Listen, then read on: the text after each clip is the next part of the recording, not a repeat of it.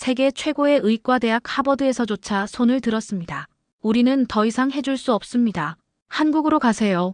미국 명문대 교수이자 의료 시스템의 정점에 선 그녀에게 한국으로 가라고만 하고 있습니다. 도대체 그녀에게는 무슨 일이 있었던 걸까요? 저는 하버드 의과대학에서 신경학 교수로 일하던 라니 파텔입니다. 어릴 때부터 공부가 좋았고 의학에 대한 열정은 저를 미국 최고의 의료기관으로 이끌었죠. 38배 정교수가 되었고 연구실에서는 10명의 연구원들이 저와 함께 일했습니다. 매주 새로운 학술지에 논문이 실렸고 국제 컨퍼런스에서는 단상에 올라 강연을 했어요. 성공이란 이런 것이라고 생각했습니다. 밤낮으로 연구하고 새벽에 일어나 밤늦게까지 일하는 것이 제 일상이었죠. 하버드라는 이름값을 지키려면 이 정도는 해야 한다고 스스로를 다그쳤어요. 동료 교수들은 저를 슈퍼우먼이라 불렀습니다. 하지만 그런 칭찬이 저를 더 몰아붙이는 채찍이 될 줄은 몰랐어요. 그날도 평소와 다름없이 아침 5시에 일어나 6시에는 연구실에 도착했어요. 연구팀 미팅, 학생 지도, 병원 회진, 강의까지. 하루가 24시간밖에 없다는 게 늘 아쉬웠죠. 라니, 좀 쉬어야 하지 않을까? 동료들의 걱정에도 저는 웃으며 넘겼습니다. 성공은 멈추는 순간 끝난다고 믿었으니까요. 커피로 버티며 매일 16시간씩 일하는 것이 습관이 되었습니다. 몸이 피곤해도 마음은 늘 새로운 연구 아이디어로 가득했어요. 그것이 제 원동력이었습니다. 처음 이상 증세가 나타난 건 어느 봄날이었어요. 논문을 쓰는데 오른손 손가락 3개가 저려왔습니다. 키보드를 치는 손목에 통증이 생겼나 싶어 그냥 넘겼어요. 진통제를 먹고 손목 보호대를 차고 계속 일했죠. 일주일 후 복도를 걷다가 갑자기 균형을 잃고 비틀거렸습니다. 괜찮아요. 그냥 피곤해서 그래요라고 학생들에게 말했죠. 하지만 며칠 후 강의 도중 다리에 힘이 풀려 강단에 주저앉고 말았습니다. 순간 강의실은 쥐죽은 듯 조용해졌어요. 학생들의 놀란 눈빛과 걱정스러운 표정이 아직도 생생합니다. 그때부터 모든 것이 달라졌어요. 밤에는 다리가 저려 잠을 이루지 못했고 아침에 일어나면 온몸이 납덩이처럼 무거웠습니다. 세계적인 신경학자인 제가 자신의 몸에서 일어나는 변화를 설명할 수 없다는 게 아이러니했죠. 연구실에서 밤을 새우던 제 모습은 온데간데없고 이제는 화장실 가는 것조차 힘겨웠어요. 처음으로 내가 무너질 수도 있다는 두려움이 엄습했습니다. 하버드의 천재 교수라는 타이틀이 무색하게 저는 점점 일상생활조차 할 수 없는 환자가 되어가고 있었어요. 동료들은 미국의 경쟁 시스템이 당신을 갉아먹고 있어라고 말했습니다. 어쩌면 그들 말이 맞았을지도 모르겠어요. 하버드라는 이름 뒤에 숨어 쉴 틈 없이 달려온 제 삶이 결국 제 몸이 견디지 못할 무게였던 거죠. 손에 쥐었던 논문 원고를 내려놓는 순간 눈물이 왈칵 쏟아졌습니다. 성공이라 여겼던 모든 것이 한순간에 무너져 내리는 느낌이었어요. 몇 년 동안 쌓아온 커리어가 몇 달 만에 와르르 무너지는 걸 지켜보는 것은 상상 이상의 고통이었습니다. 미국 최고의 의료 시스템이라는 하버드 병원에서 진료를 받기 시작했습니다. 처음에는 라니, 넌 우리 동료야. 최선을 다할게라는 말에 안심했죠. 하지만 현실은 달랐어요. MRI 예약은 한 달 뒤에나 잡혔고 신경과 전문의와의 상담은 2달을 기다려야 했습니다. 교수라는 지위도 의사라는 전문성도 이 긴 대기 시간 앞에서는 무용지물이었어요. 오랜 기다림 끝에 검사를 받았지만 결과는 또 일주일을 기다려야 했습니다. 이 병원 저 병원을 옮겨다니며 진료를 받았지만 모두 같은 대답이었어요. 우선 대기 목록에 올려놓겠습니다. 매일 악화되는 증상에 비해 진료 과정은 너무나 더디게 진행되었습니다. 결국 3번의 MRI와 5번의 신경학적 검사 후에도 정확한 진단은 나오지 않았습니다. 비특이성 신경염증 반응이라는 모호한 진단명만 받았을 뿐이죠. 치료법도 경과를 지켜보며 스테로이드 요법을 시도해봅시다라는 소극적인 제안뿐이었어요. 환자로서는 답답했지만 의사로서는 이해할 수 있었습니다. 미국 의료 시스템은 명확하게 진단된 질병에만 프로토콜이 작동하니까요. 그러나 희귀 질환이나 복합적 증상을 가진 환자들은 수개월, 때로는 수년간 정확한 진단 없이 고통받는 경우가 많았어요. 이제 저도 그런 환자 중 하나가 되었습니다. 6달이 지나자 상태는 더 악화되었어요. 이제는 휠체어 없이는 연구실에 갈 수도 없었습니다. 강의는 모두 취소했고 연구팀은 다른 교수에게 인계했죠. 병원 복도에서 마주치는 동료들의 눈빛에서 연민과 두려움을 동시에 읽었어요. 그들의 시선이 말했습니다. 저렇게 될까봐 두렵다라고요. 한때 부러움의 대상이었던 제가 이제는 동정의 대상이 되었습니다. 그 시선들이 주는 상처는 육체적 고통보다 더 견디기 어려웠어요. 가장 괴로웠던 건 의학적 증례로 취급받는 느낌이었어요. 파텔 케이스라고 불리며 회진 때마다 여러 의사들 앞에서 검사받는 기분이란 인간이 아닌 연구 대상이 된 듯 했습니다. 그들은 저를 난이 파텔이 아닌 흥미로운 케이스로 보았어요. 한 번은 한 전공의가 제 증상을 설명하며 이 환자는 이라고 말하는 것을 듣고 펑펑 울었습니다. 내가 이 환자가 아니라 란이라는 사실을 그들은 잊고 있었어요. 내가 그토록 명확하게 진단하려 했던 환자들의 심정이 이제야 이해되었습니다. 그들 역시 단순한 증례가 아닌 한 사람으로 대우받고 싶었던 거겠죠. 어느 날 병실에서 울고 있는데 간호사가 다가와 손을 잡아주었어요. 란이, 당신은 의사이기 전에 한 사람이에요. 이렇게 시스템에 갇혀있을 필요 없어요. 그 말이 제 마음에 박혔습니다. 세계 최고라 자부하던 미국 의료 시스템 안에서 저는 그저 번호표를 들고 기다리는 또 하나의 케이스에 불과했어요. 치료받는 느낌보다는 관찰당하는 느낌이 컸죠. 의사로서 존경받던 제가 환자가 되니 존중받지 못한다는 아이러니. 이것이 제가 평생 몸담았던 시스템의 한계였습니다. 란이, 한국에 가보는 건 어떨까요? 한국계 미국인 신경과 의사 제니 김의 제안은 갑작스러웠어요. 그녀는 존스 홉킨스에서 저의 후배였고 가끔 환자 케이스를 의논하던 동료였습니다. 휠체어에 앉아 창밖만 바라보던 저에게 제니는 조심스럽게 말을 이어갔어요. 한참 동안 제 병실 의자에 앉아 제 상태를 관찰하던 제니의 표정이 밝아졌어요. 그녀의 눈빛에서 희망의 빛이 느껴졌습니다. 한국의 의료 시스템은 특히 신경계 질환에서 놀라운 효율성을 보여요. 검사부터 진단, 치료까지 일사천리로 진행되죠. 게다가 한의학과 서양의학의 협진 시스템은 세계적으로도 독보적이에요. 제니는 열정적으로 설명을 이어갔습니다. 한국에서 협진의학을 연수했던 경험, 복잡한 신경계 질환들이 한국식 협진 시스템에서 놀랍게 호전된 사례들.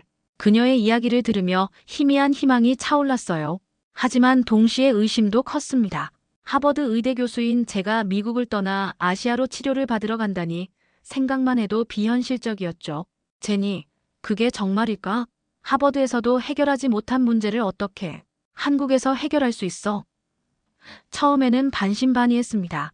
하버드에서도 해결 못한 문제를 어떻게 다른 나라에서 해결할 수 있을까요? 게다가 아시아 국가의 의료 시스템이라니. 솔직히 편견이 있었어요. 미국 의료가 세계 최고라는 믿음이 너무 강했던 거죠. 하지만 제니는 단호했습니다. 그녀의 눈빛에는 확신이 가득했어요. 란이, 당신은 지금 의학적 치료를 넘어 회복이 필요해요. 한국 의사들은 질병만 보는 게 아니라 환자를 전체적으로 바라봐요. 내가 전화 몇 통만 하면 당신을 받아줄 병원을 찾을 수 있어요. 제니는 자신의 태블릿을 꺼내 한국 의료 시스템에 대한 논문들과 통계 자료를 보여주었어요. 신경계 질환 치료 성공률, 환자 만족도, 재활 기간, 모든 지표에서 놀라운 수치를 보였습니다. 더구나 희귀 질환 진단율은 미국보다 높았어요. 데이터가 말해주는 사실들이 저를 흔들기 시작했습니다. 과학자로서 저는 객관적인 데이터를 무시할 수 없었어요. 결정적이었던 건 그날 밤 침대에 누워 생각한 것들이었어요. 이대로라면 나는 영원히 휠체어에서 벗어날 수 없을지도 모른다. 그 생각은 두려움을 넘어 공포였습니다. 다음 날 아침 모든 일정을 취소하고 한국행을 결정했어요. 주변에서는 미쳤다고 말했지만 저에겐 마지막 희망이었습니다. 동료 교수들은 저를 말렸어요.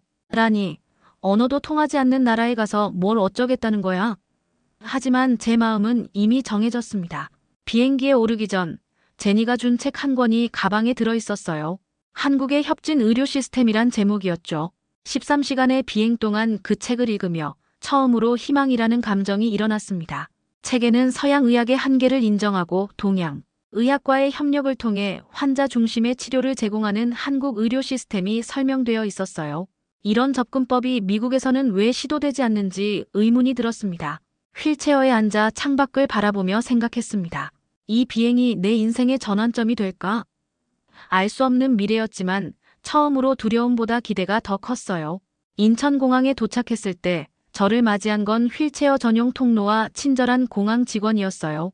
첫인상부터 달랐습니다. 파텔 교수님, 오랜 여정고생 많으셨습니다라는 인사와 함께 미리 예약된 의전 차량으로 안내받았죠. 서울로 향하는 길, 창밖으로 보이는 도시의 풍경은 생동감이 넘쳤어요. 몸은 지쳤지만 마음은 이상하게 설렜습니다.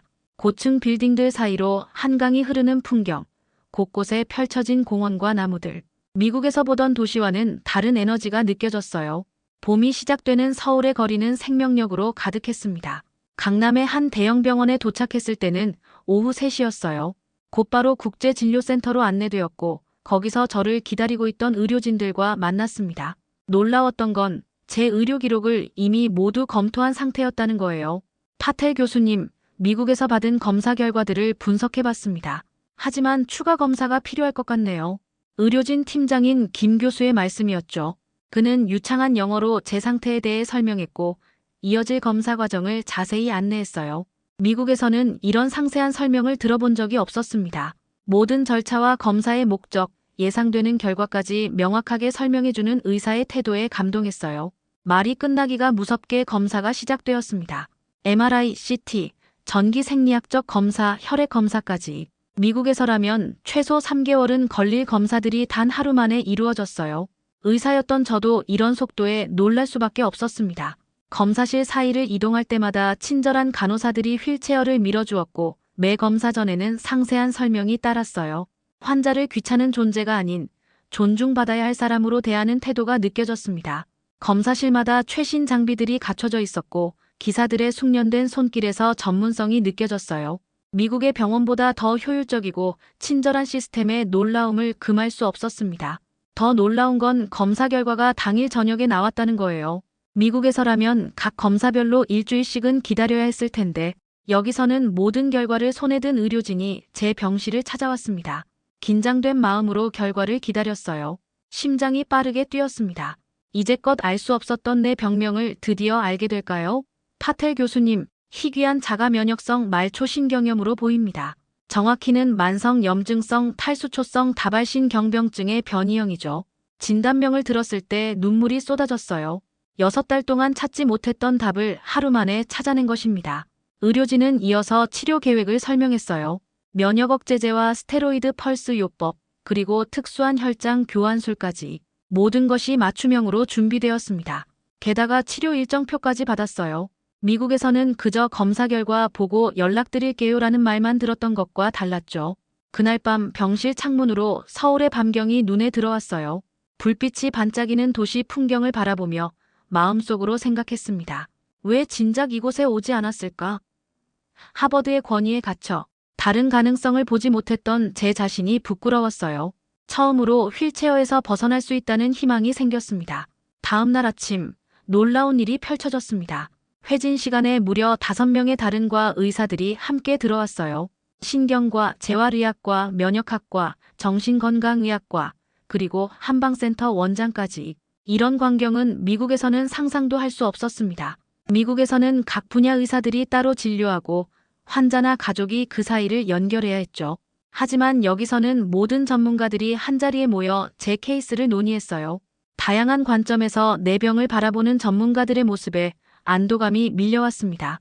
파텔 교수님, 저희는 다학제 협진 시스템으로 치료를 진행할 겁니다. 각 분야 전문의들이 매일 아침 모여 교수님 케이스를 논의하고 치료 방향을 조율하죠. 김 교수가 설명했어요. 그의 설명에 따르면 이 병원에서는 복잡한 케이스일수록 여러 전문가가 함께 접근한다고 했습니다. 바로 제 앞에서 그들은 협진 회의를 시작했어요. 이런 투명성은 미국에서는 경험해보지 못한 새로운 것이었습니다. 그들은 제 앞에서 토론을 시작했어요. 면역학과 의사가 최신 치료법을 제안하면 재활의학과 의사는 그에 맞는 물리치료 계획을 설명했습니다. 한방센터 원장은 면역력 강화를 위한 한약 처방을 제안했고 정신건강의학과 의사는 스트레스 관리의 중요성을 강조했어요.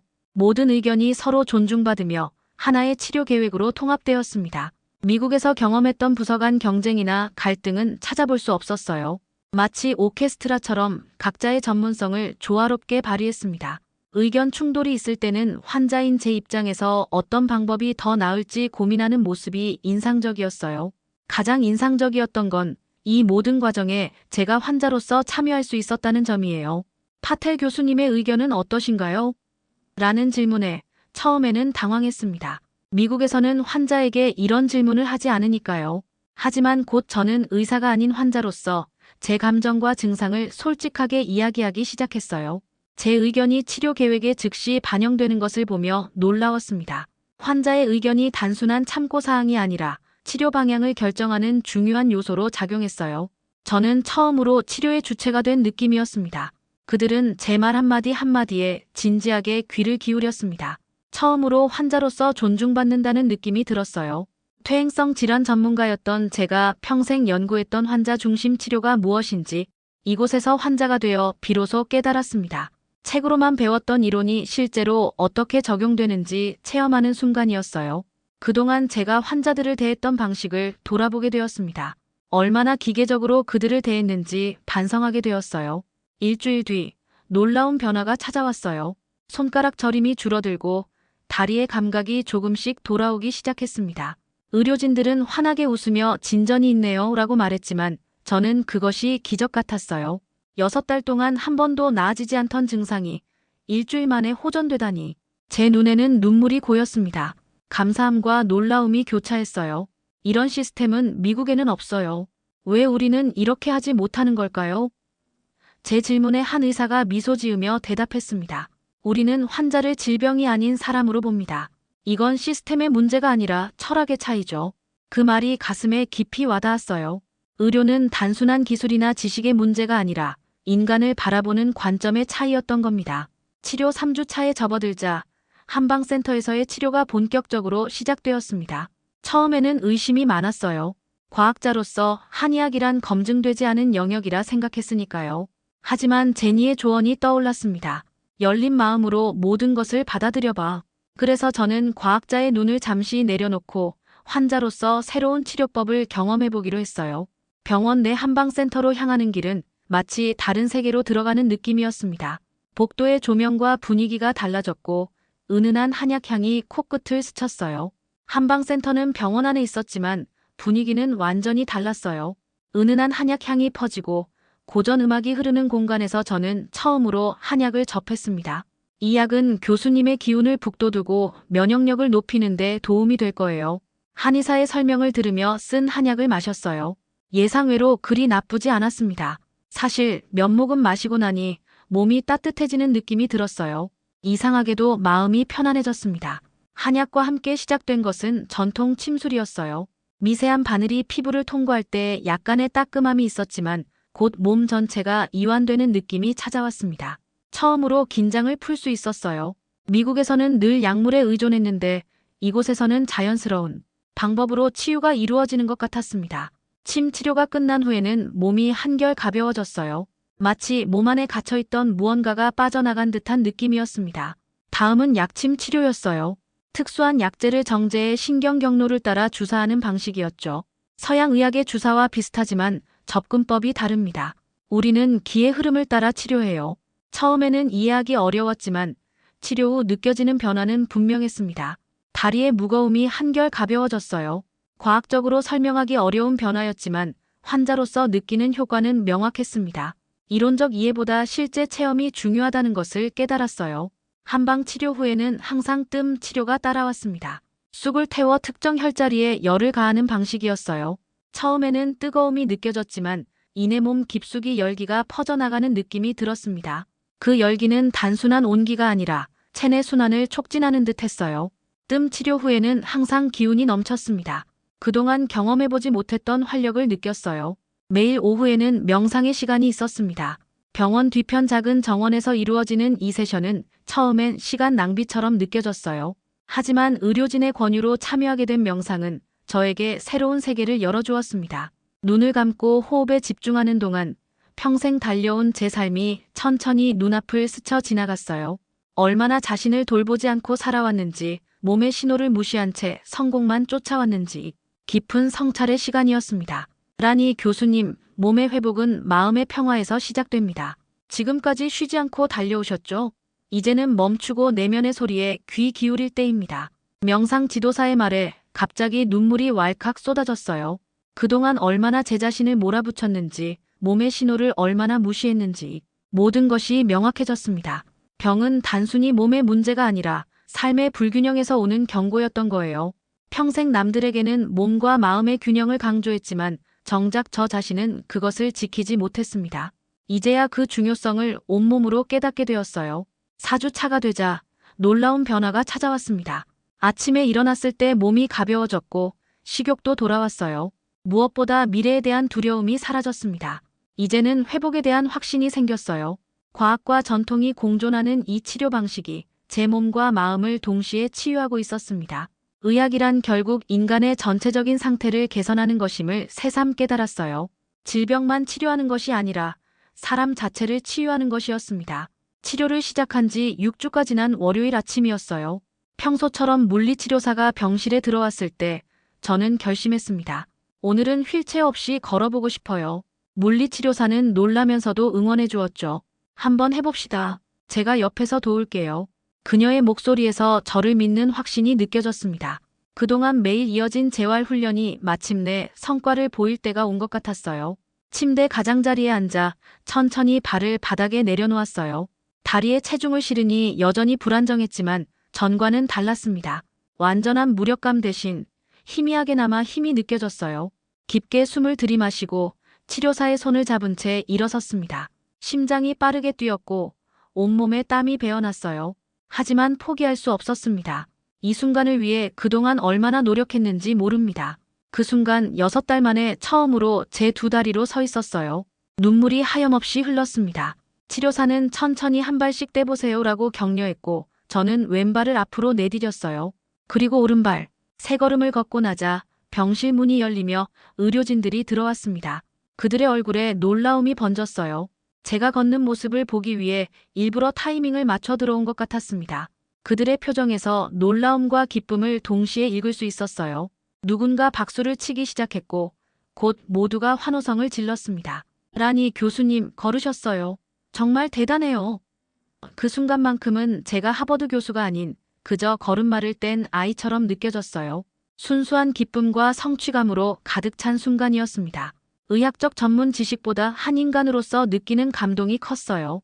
걷는다는 것, 스스로 서 있다는 것의 의미를 새삼 깨달았습니다. 그날 오후 재활의학과 의사가 제안했어요. 내일부터는 병원 옥상 정원에서 산책을 시작해보는 게 어떨까요? 그 말에 설렜습니다. 병실 밖으로 나갈 수 있다니, 휠체어가 아닌 내 2발로 세상을 만날 수 있다니, 다음 날이 빨리 오기를 기다렸어요. 몸의 회복과 함께 희망도 되살아나고 있었어요. 다음 날부터 저는 매일 옥상 정원으로 향했습니다. 처음에는 치료사의 부축이 필요했지만 일주일 후에는 혼자서 걸을 수 있게 되었어요. 처음으로 독립적으로 움직일 수 있다는 자유로움이 얼마나 기쁜지 몰랐습니다. 매일 조금씩 더 멀리, 더 오래 걸을 수 있게 되었어요. 몸이 기억하고 있던 움직임들이 하나씩 되살아나는 느낌이었습니다. 옥상 정원에서 바라본 서울의 풍경은 경이로웠습니다. 높은 빌딩들 사이로 한강이 흐르고 멀리 남산이 보였어요. 봄이 무르익어 벚꽃이 만개했고 정원의 나무들도 새 잎을 틔우고 있었습니다. 계절의 변화를 느끼며 저도 변화하고 있었어요. 자연의 리듬에 맞춰 제 몸도 회복되고 있다는 느낌이 들었습니다. 미국에서는 전혀 느끼지 못했던 평화로움이었어요. 하루는 정원 벤치에 앉아 감사 편지를 쓰기 시작했습니다. 저를 치료해준 모든 의료진들에게, 그리고 이 기회를 준 제니에게. 편지를 쓰는 동안 깨달았어요. 제가 받은 것은 단순한 의료 서비스가 아니라 삶의 전환점이었습니다. 한국이 내 삶을 바꿨다라는 문장을 쓰며 그 의미를 온전히 체감했어요. 그것은 단순한 치료의 성공을 넘어 인생을 바라보는 관점의 변화였습니다. 치료를 시작한 지 2달이 지났을 때 저는 거의 완전히 회복되었습니다. 휠체어는 더 이상 필요 없었고 손에 미세한 떨림만 남아있을 뿐이었어요. 담당 의사는 이제 미국으로 돌아가도 좋을 것 같습니다라고 말했지만 저는 머뭇거렸어요. 돌아간다는 생각이 두려웠습니다. 하버드로 돌아가 다시 그 시스템 속에 들어가는 상상을 하니 가슴이 답답해졌어요. 그런 제 마음을 읽기라도 한 듯 김 교수가 제 병실을 찾아왔습니다. 제가 다시 그 시스템으로 돌아가면 또 아플까봐 걱정돼요 라고 솔직히 털어놓자 병원장이 미소 지으며 대답했습니다. 라니 교수님, 이제 당신은 달라졌어요. 시스템을 바꿀 수 없다면 시스템 안에서 자신을 지키는 법을 배우셨으니까요. 그의 말이 위로가 되었어요. 정말 저는 이전과 달라졌습니다. 몸뿐만 아니라 마음까지 모든 것이 변화했어요. 무엇이 진정 중요한지 깨달았고 앞으로 어떻게 살아야 할지 명확해졌습니다. 그 말에 큰 깨달음을 얻었어요. 저는 의학적으로만 치유된 게 아니라 삶의 방식까지 변화한 것이었습니다. 병원장의 제안으로 하버드와 이 병원 간의 MOU 체결을 추진하기로 했어요. 한국형 협진 시스템을 미국에 소개하고 두 나라의 의료진 교류 프로그램을 만들기로 했습니다. 제 경험이 다른 의사들과 환자들에게도 도움이 되길 바랐어요. 이렇게 제 고통이 새로운 시작점이 된다면 모든 것이 의미 있을 거라고 생각했습니다. 출국 전날 병원 회의실에서 특별한 발표회가 열렸어요. 한국 모델을 미국에 도입하자는 주제로 제가 경험한 치료 과정과 그 효과를 발표했습니다. 미국 의료계의 문제점과 한국 시스템의 장점을 비교하며 앞으로의 협력 방안을 제시했어요. 의료진들은 열렬한 박수로 화답했고 여러 교수들이 후속 연구에 참여하겠다고 나섰습니다. 제 고통의 여정이 이제는 새로운 의학적 협력의 씨앗이 되고 있었어요. 이것이야말로 진정한 치유의 완성이라고 느꼈습니다. 떠나는 날 아침, 저는 병원 앞에서 잠시 멈춰 섰어요. 2달 전 휠체어를 타고 들어왔던 이곳에서 이제는 제 발로 걸어나가는 제 모습이 믿기지 않았습니다. 한국의 의료 시스템, 그리고 그 속에 담긴 철학이 제 삶을 바꾸었어요. 깊은 감사의 마음으로 허리를 숙여 절을 했습니다. 그 모습을 본 간호사들이 다가와 저를 꼭 안아주었어요. 그들과의 이별이 아쉬웠지만 제 마음속에는 이미 다시 돌아오겠다는 결심이 서 있었습니다. 비행기를 타기 전 마지막으로 제니에게 전화했어요. 제니, 고마워. 내가 아니었다면 이런 기적은 없었을 거야. 그녀는 웃으며 대답했습니다. 라니, 당신이 배운 건 단순한 치료법이 아니라 사람을 먼저 보는 방식이었어요. 그걸 잊지 마세요. 그 말이 가슴에 깊이 새겨졌습니다. 나는 2번 태어났다. 한 번은 미국에서, 또 한 번은 한국에서. 그리고 이제 나는 새로운 삶을 살 준비가 되었다. 하버드에서는 아무도 내 병을 알지 못했습니다. 하지만 한국은 내 이름을 먼저 불러줬습니다. 저는 이제 이 나라에서 2번째 인생을 시작합니다. 이 이야기가 누군가에게 위로가 되기를 바랍니다. 우리가 몰랐던 대한민국의 힘 그리고 따뜻함, 그런 이야기를 더 알고 싶으시다면 지금 구독과 좋아요 부탁드립니다.